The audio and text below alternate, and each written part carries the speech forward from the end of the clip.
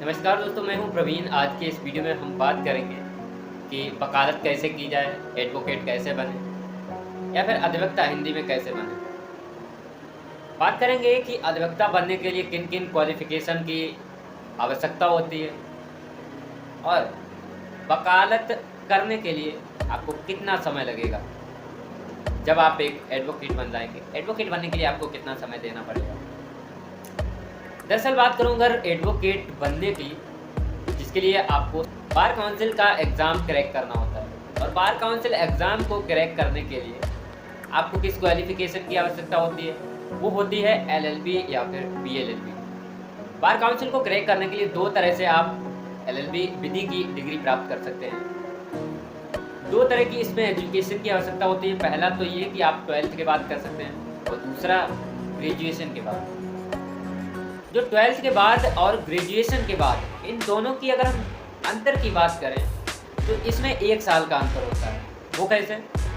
जब आप 12th के बाद करते हैं वो बीएलएलबी करते हैं जो कि 5 ईयर का होता है, और जो आप ग्रेजुएशन के बाद करते हैं वो 3 साल का होता है। अगर 12th के बाद डायरेक्ट हम बीएलएलबी की बात करें तो आपको 5 साल देना होता है, और 12th के बाद जब आप ग्रेजुएशन प्लस एलएलबी करते हैं तो आपको 6 साल यानी कि 3 साल ग्रेजुएशन में और 3 साल एलएलबी में, यानी कि टोटल आपको 6 साल देनी होती हैं।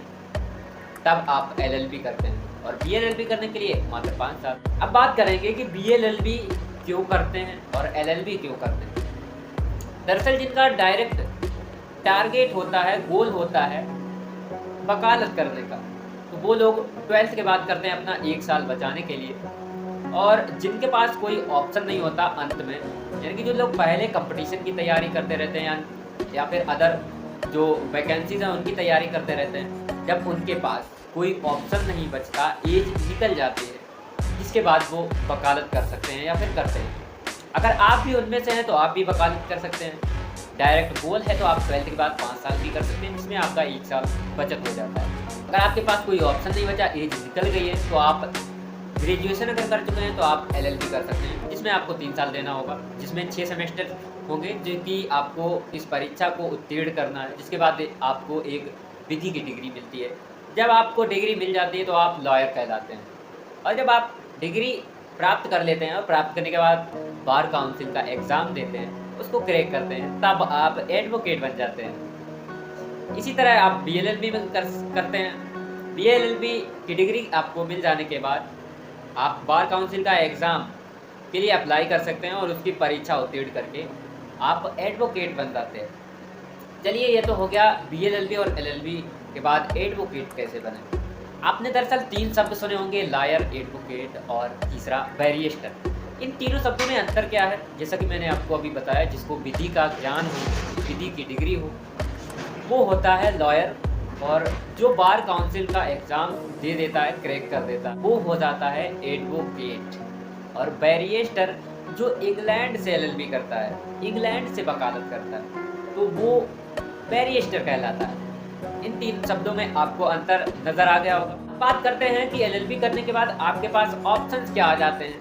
अगर आप 12th के बाद बीएलएलबी करते हैं तो आपके पास काफ़ी ज़्यादा समय होता है एडमिशन लेने के लिए, जो कि 35 वर्ष है, और 35 वर्ष के बाद आप अप्लाई नहीं कर सकते।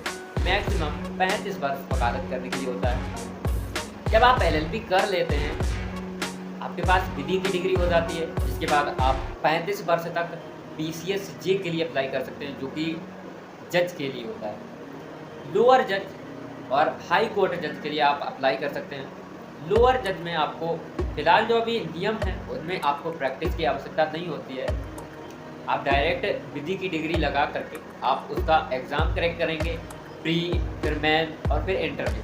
तीनों एग्ज़ाम क्रैक करने के बाद आप बन जाते हैं लोअर जज, लोअर जुडिशियल।